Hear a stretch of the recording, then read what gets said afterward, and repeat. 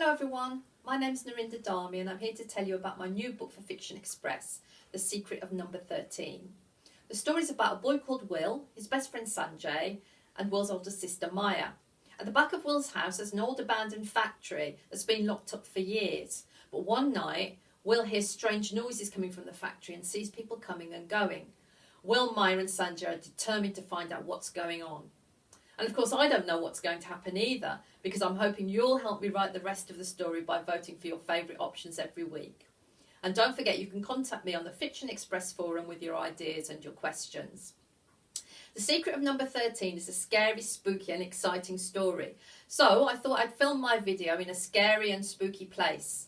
I'm in the basement of a very old house, and like Will, Sanjay and Maya, I've got my torch and I'm going to investigate what's going on around here.